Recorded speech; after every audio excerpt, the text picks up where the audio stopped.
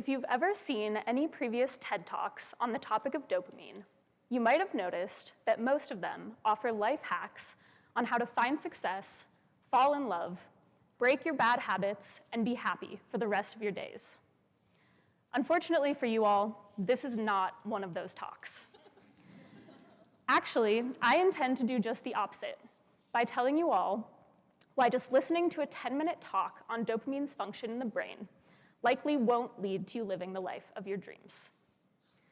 Nowadays, there are endless podcasts, self-help books, and pop science articles that promise to tell us exactly how to optimize the levels of dopamine, also known as the feel-good hormone or happy chemical, in our brain. They'll tell you all about dopamine's effect on motivation, energy levels, desire, and pleasure. And more importantly, they'll tell you how you can control the levels of dopamine in your brain to improve these crucial cognitive functions. And it's really enticing to listen to every piece of advice that they give. Wouldn't it be nice if we could just follow a few simple rules, like taking cold showers, drinking more water, or getting a few extra minutes of sunlight each day, and magically stop procrastinating, start working harder, and drop all of our cravings? But sadly, this isn't exactly how the brain works. This small 3-pound blob that sits in our skulls is actually made up of about 86 billion cells, or neurons. There are about 7,000 synapses on each one of these neurons. This is where one neuron connects to and communicates with another neuron. Different types of chemicals, called neurotransmitters, can be released at these synapses and send different types of messages to the receiving neuron. Dopamine is one of these neurotransmitters and is produced by specific subsets of cells in the brain. Now, I know it can be overwhelming to think about all of this going on in our little heads at once, making it tempting to simplify things, making it tempting to categorize dopamine as the feel-good hormone or happy chemical, making it tempting to think if we learn how to control the levels of dopamine in our brain, we can fix all of the problems in our lives. But dopamine is a very complex chemical with a diverse array of functions. Dopamine does much more than just give us feelings of satisfaction or boost our concentration. Dopamine also plays roles in learning and memory, sleep and hunger, movement, which is what my research focuses on, and many other functions. Since the mainstream media doesn't talk much about dopamine's role in motor behaviors, I'm going to tell you all a little bit today about how essential dopamine is for carrying out our day-to-day tasks. In the neuroscience field, dopamine is well known for the role that it plays in movement or motor behaviors. Dopamine is an essential regulator of the way we move, with too much or too little dopamine signaling leading to movement disorders, such as Parkinson's. There are specific dopamine neurons in the brain that contribute to this motor regulation. In my research specifically, I am looking at the role dopamine plays in behavior selection. It is essential for us to be able to adapt our behaviors to the ever-changing environment. As we navigate through life, we need to be able to translate the sensory information that we're constantly receiving from our surroundings into appropriate behavioral outputs.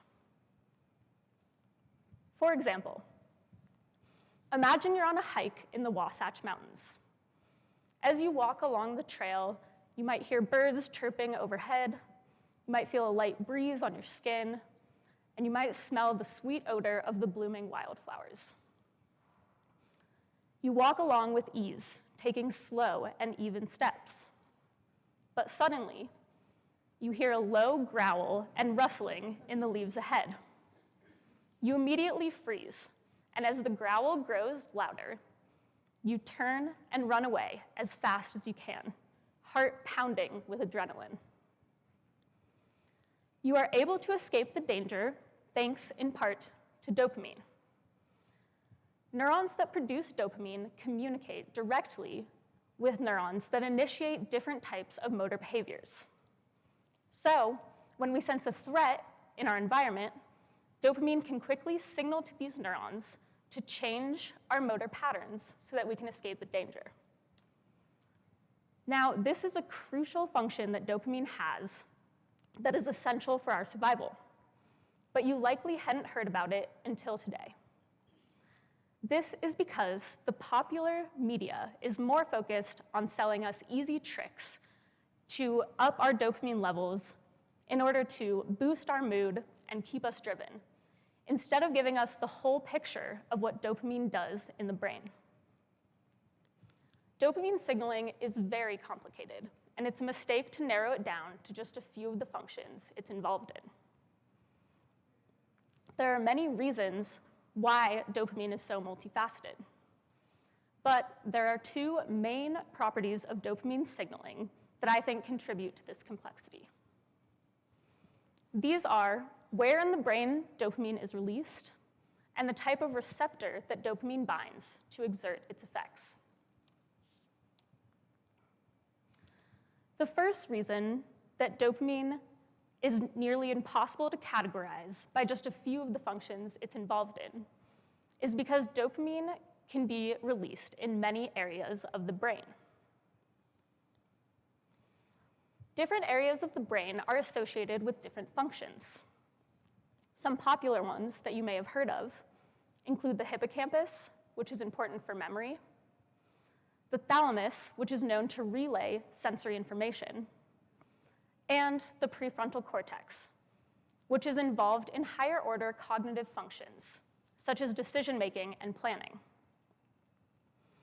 These different brain areas have very discrete behavioral roles, but they have one thing in common.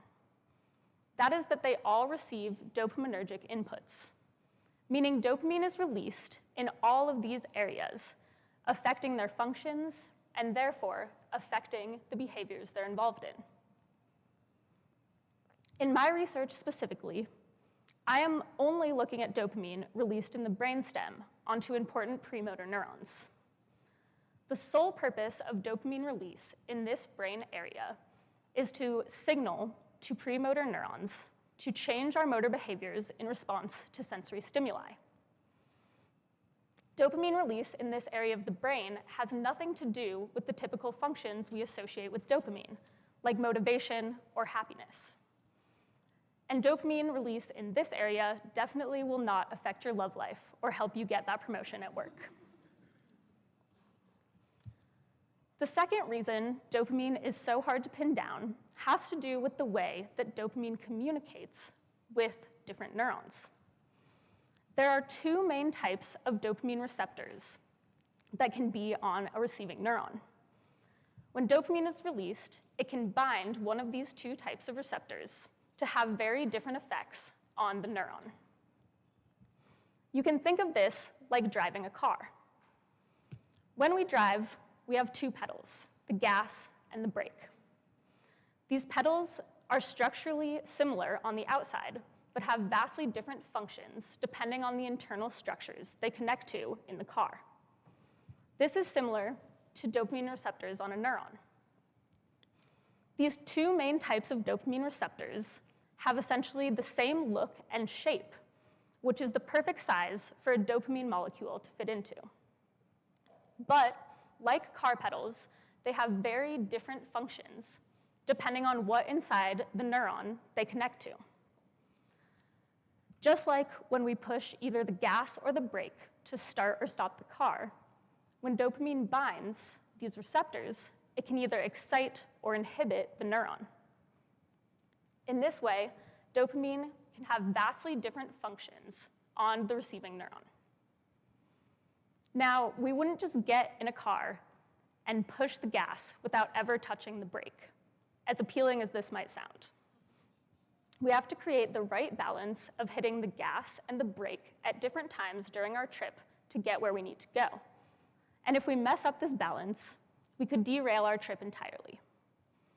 This logic applies to dopamine, the balance of dopamine in our brains. Screwing up this balance that our brain works so hard to achieve can have unintended and unfortunate consequences. So, with these two core reasons, and many others, I hope I've convinced you that dopamine's function is far more complicated than many people think. Although it's tempting, we shouldn't think of dopamine as this cure-all chemical, like a magic elixir that if we just perform the right steps, ritual, or detox, will take away all of our hardship and pain. Dopamine does many important things in the brain and helps us carry out a lot of functions in our lives. But it is not something that we can change or hack in order to fix our problems.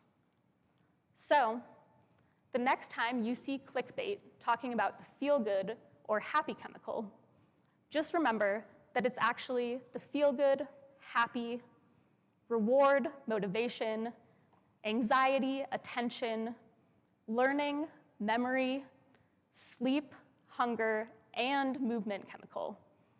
And one pop science article likely won't change your life overnight.